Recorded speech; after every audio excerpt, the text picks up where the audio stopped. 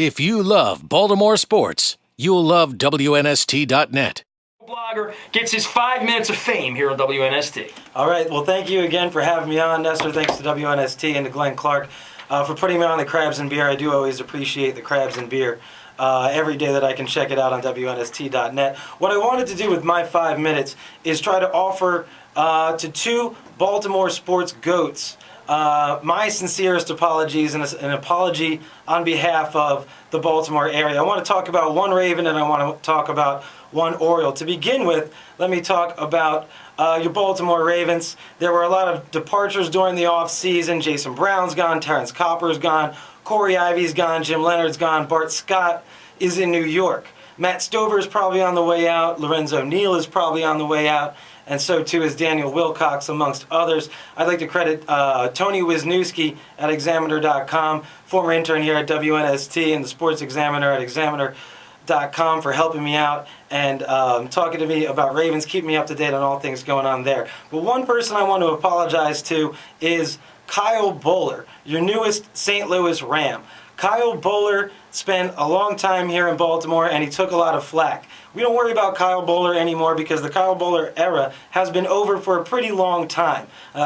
He just left this offseason, but he spent the last 3 years as a backup and only called into duty in emergency situations. But that hasn't stopped people from hating Kyle Boller. And I think that a lot of the hatred towards Kyle Boller has been somewhat unwarranted. I'm not going to tell you that he was a good quarterback because he wasn't. I'm not going to tell you that he deserves to be a starting quarterback because he doesn't. He's going to St. Louis to be a backup. He deserves to be a backup. I hope that he has a great 5, 7, 10-year career as a backup and becomes the next Jason Garrett like he was over in Dallas. But Kyle Boller raised the ire, incited the anger, made a lot of Baltimore sports fans angry, not just because he wasn't a great quarterback, but also because of the legacy of poor quarterbacking that existed in Baltimore before Joe Flacco from my alma mater, the University of Delaware Blue Hens, showed up, and we don't have to worry about that type of a thing anymore.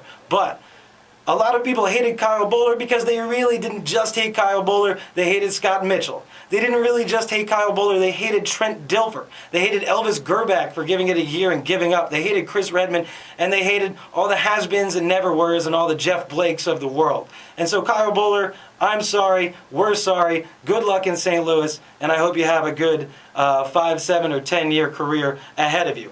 I'd like to turn now to my bread and butter, my beloved Baltimore Orioles, and offer an apology to Danny's Baez. I gave him Danny's Baez was my Week 1 Orioles MVP. And there were a lot of MVP candidates and a lot of potential Week 1 trophies to hand out. Brian Roberts was on fire. Adam Jones was on fire.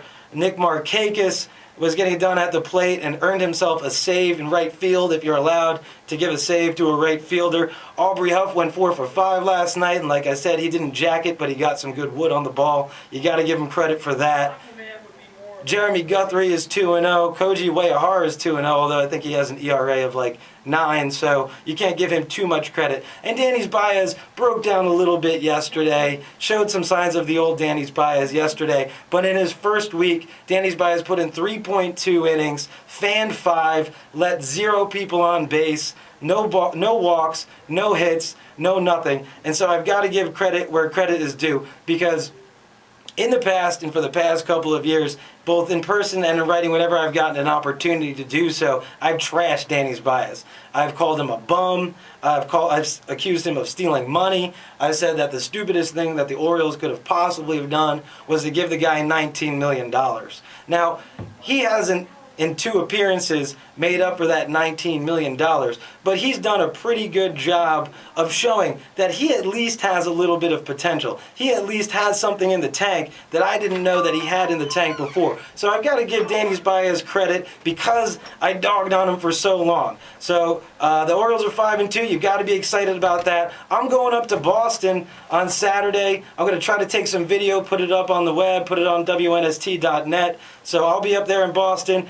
Probably going to be on Masson because I'm going to be one of 3 people wearing orange and black in Fenway Park. It's going to be exactly like going to Camden Yards when Boston's in town. So look for all the updates on the blog and look for the video too. Thanks for having me on. done, Jay. Well done. If you love Baltimore sports, you'll love WNST.net.